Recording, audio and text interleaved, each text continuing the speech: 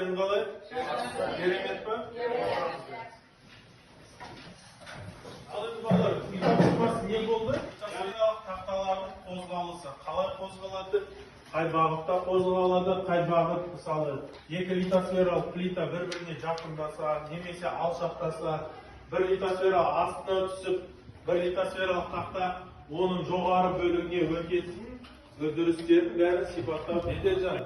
Конвергенция дегеніміз не болды? Конвергенция дегеніміз литосфералық плиталардың бір-біріне жақтауы немесе соқтығысуы. Дұрыс. Тағы кім? Дивергенция дегеніміз не болды? Мирас? Дивергенция дегеніміз литосфералық плиталардың бір-біріне алмасу. О да дұрыс. Субдукция дегеніміз не болды? Бұл литосфералық плиталардың соқтығысу аймағында бір плитаның екіншісінің астына кіріп кету үдерісі. Жарайсың, молодец отыр. Ал енді бүгін балалар өткен тақырыпты кішкене қозғадық, өз ойымызды жинақталдық. Бүгінгі сабақта енді мен сіздерге қазір тақтаға сүйрет шығарамын. Сүйретте не деп ойлайсыздар? Бұл ұшақтардың Плиталар шекарасы дейді тағы. Дұрыс айта, жанартаулардың орналасқан жері. Бұл жерде менің ойымша жанартаулардың орналасқан шекаралары, яғни бұл қоршалған аумақтарда жанартаулар көп орналасқан. Дұрыс, жарайсың мақұл. Бәрі осы аймақтарда болады. Катаклизм. Катаклизм деген зиянын тигізетін табиғи апат, мысалы цунами немесе Сабақтың мақсаты балалар, отанның сүю отбасынан басталса, бүгінгі сабақтың литосфералық катаклизмдердің себеп салдарын таралу, түсінуді және компоненттердің негізгі литосфералық катаклизмдер барысында өзін ұстауда ережесін біліп қайтасыздар. Бүгінгі сабаққа байланысты жасанды интеллект жасаған қысқаша видеоға шолу жасаймыз. Yumuşak maddenin üstünde sırrı büyük alt tahtaların zımbabası. Bu tahtalar bölümünün yükseldiğinde, sömürge baktığında, nimesi ajrağında, ıskalalarını sürtüdürетін, asmanda olmayan жарықтандыратын, немесе мұхитте қираған көпірлер және жер сілкінісінен кейінгі дүмпулер қауіпті жалғастырады. Енді жаңа тақталар. Тақталар соқтығысқан жерде магма көтерілуі мүмкін. Тақталар ажыраған жерде магма көтерілуі мүмкін. Жылдан өтеністік пирокластикалық ағындар беткейлерінен төмен қарай ағады. Ал лай ағындар жандар өтпені күйдіріп, жаңбырды жылдандыруы мүмкін. Мұнда қашықтық пен жеңдік маңызы зор. Цунами мұхиттың үлкен түрде жауабы әдетте қуатты температурадағы жер сілкінісі, көшкін немесе жанартауға туады. Терең суда толқын аласа және жылдам болады. Жағаға жақын жерде ол баяулап, жиналып, құрлыққа алысқа соғылатын су қабырғаларына айналады. Табиғи ескертулер жағалаудағы қатты ұзақ сілкініс теңіздің кенеттен жіберме салады. Ал нақты уақыт болжамы жақсы жаңалық бұрын көрсетпесе. Сейсмометрлер жер сілкіністерін бақылайды. GPS және спутниктер тақтаның кернеуін және жердің көтерілуін өлшейді. Ал жер ескерту жүйелері әрекет етуге секундтардан минуттарға дейін уақыт бере алады. Алайда, балалар, осы видеода не туралы айтып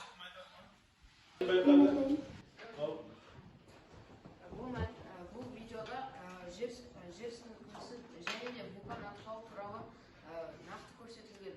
Вулкан атқылағанда адамдар маска киіп жем алу қиындаттыруға әкелетінін көрсетілген.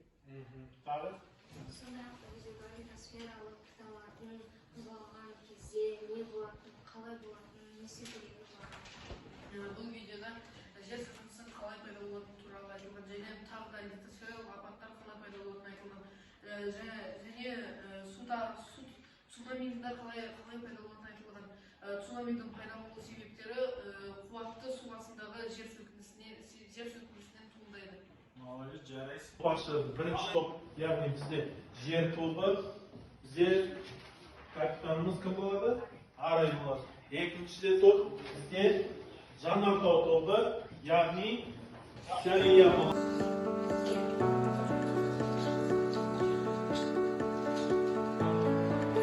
Цунами тобы сіздерде сәлсә барасында ақпарат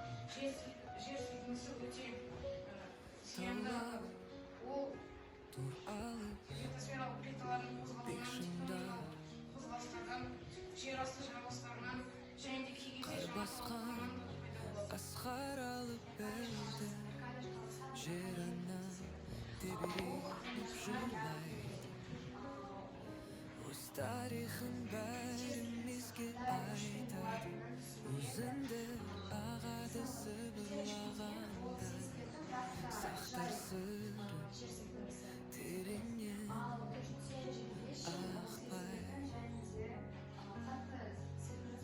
жер жырларын толғайды ол шымсыз көктемімен көзін сыйлайды тегінсіз әлемнің картасы әртүрлі сызықтар жеті континент жететкен алақтар тарих шежіре топыр қатанба жердің ғажабына куә болар жанбай армандар шырқайды жылмен бірге табиғатты сезерге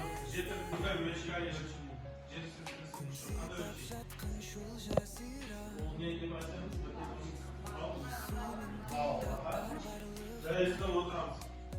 тастар сөйлейді шұғырлаған дияны ашар тарихын көкшеге қарап Адамшылық халқы өте қатты. Адамды терідей жандырып әлемнің картасы келесі бізде ол ғимараттар мен үйлердің жететін халқы. жетектен алықтар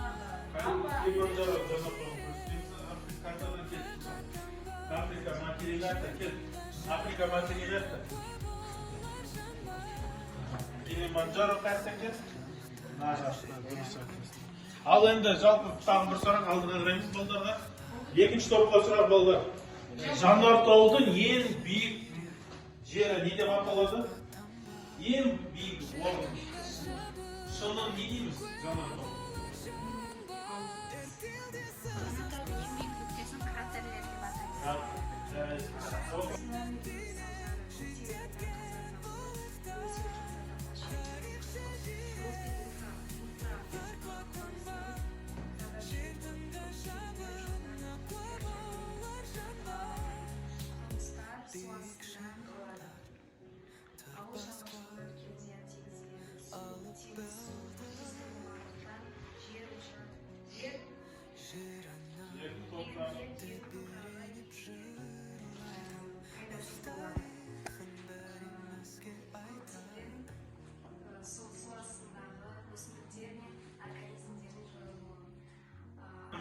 Қазақстанда осы үш аталған апаттың қандай апаттар болады? Жер сілкінісі болады. Осы жақын арада жер сілкінісі қай қалада болды? Таразда болды. Жалпы орташа балл қанша болды? 7 емес. Жоқ, 9 балл болды. Құдай сақтасын. 4 балл болды екен. Яғни бала 4 балл болды екен. Ол ғимараттардың ішінен адамға сезілетін көшені бердім. Яғни бүгінгі аталған Жанартаулы, дүниежүзілік Жанартауларына қысқаша саяхат жасайық. Виртуалды саяхат.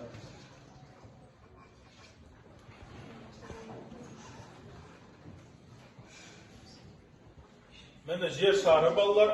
Тыныш. Бірінші Килиманджаро. Африкадағы ең биік нүкте, яғни ең биік тау десек те болады, Жанартау десек те болады. Биіктігі 5895 метр екен. Жанартау. Эребус Жанартау балалар. Ең суық материгіміз Антарктида, о жақтарда ыстық Жанартаулы бар екен. Эребус Жанартауы, Антарктидадағы Жанартауы. Биіктігі 3794 метр балалар. Джеймс Клауд деген зерттеуші, файлак зерттеуші ашқан екен. Келесі, Окс Делавэр салады. Бұл Жанартау оңтүстік Америкада орналасқан. Ең биік нүкте оңтүстік Америкада Аконкагуа тауы, содан кейін осы Жанартау екен биіктігі бойынша болды. Бұл Жанартау Анды тауларында Чили мен Аргентина мемлекетінің ортасында шекарасында орналасқан екен. Ең қызықтығысы болды. Қасында көлді көрдік қой сурет бойынша. Осы көлде дүниежүзі бойынша ең биік орналасқан көлдің бірі болады екен. Сен ұялы телефондарыңызды ашамыз, сілтеме бойынша группаға кіріп, орындап шығамыз. Жеке жұмыс сілтемесінде қандай адамның өзін ұстау ережелері 3 кезең бойынша орындап шығамыз. Апатқа дейін, апат кезінде, апаттан кейін не істеу керексіздер, соны сілтеме бойынша орындап шығамыз. Бірге орындай берді. Бірге орындай берді.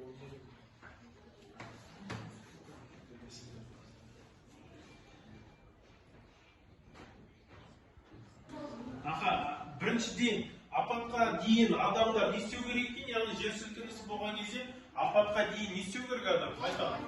Дадаш, не істеу керек? Алғашқы көмек қосымшаларын дайындау және үй ішіндегі қауіпсіз аймақтардың барлығын іздеу. Ал апат кезінде адам не істеу керек екен? Сақтау қажет және сол үстелдің астына тығу және тоңазытты Ең бастысы сабыр сақтау екен. Үшінші, апаттан кейін не істеу керек екенбіз?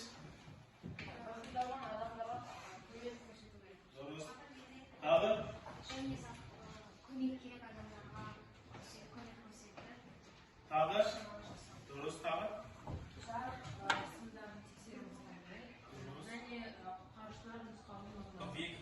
Бүгінгі сабақта жалпы осы литосфералық тақталардың қозғалыс кезінде қандай апаттар болады? Ең бірінші жер сілкінісінің оның пайда болуын және адамдарға зиянын түсіндік, және де жанартаудың атқылауын, олардың түрлерімен таныстық, және де оларға саяхат жасап көрдік. Үшінші, яғни цунами апаты, яғни Қазақстанға танымсыз апаттардың бірі екен. Яғни оның салдарын маған бүгінгі сабақта не білдіңіздер, нені үйрендіңіздер, не белгілеріңіз келеді, қай жері түсініксіз, соны қысқа. Жер сілкіністі, цунамиді және жанартаулардың түрлерін білдім. Маған бәрі түсінікті болды және маған Мен осы сабақта литосфералық апаттан қандай іс-әрекеттерді жасау керек, апат кезінде қандай іс-әрекеттерді Бәріне түсінікті ғой балалар? Бәрімізге түсінікті. Ал енді топ басшылар бағаны қойып, қарақты маған өткізсеңіз. Экраннан не көріп отыр? Нұрай.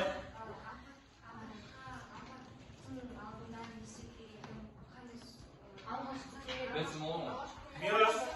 Бұл әр адамның үйінде болу керек деп санаймын. Өйткені апат кезінде осындай судардың ішінде көп ұзақ уақытқа жететін тағамдар және керек заттар болады. Керек заттар. Нұрай.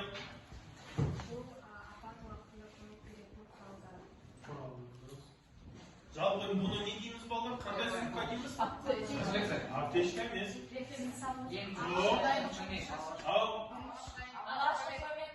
Алғашқы не дейміз оны? Дабыл чемоданы екен. Яғни балалар, әр үйде, әр отбасында дабыл чемоданы болу керек. Ішінде ең бірінші су, куәлік жеке, және де тамақ, көп ұзаққа мерзімді жарамды, және дәрі-дәрмек, жылы киімдер, және фонарик, зарядка, ұялы телефон. Яғни осы заттарды дабыл чемоданына салып, әр нәрсеге дайын болып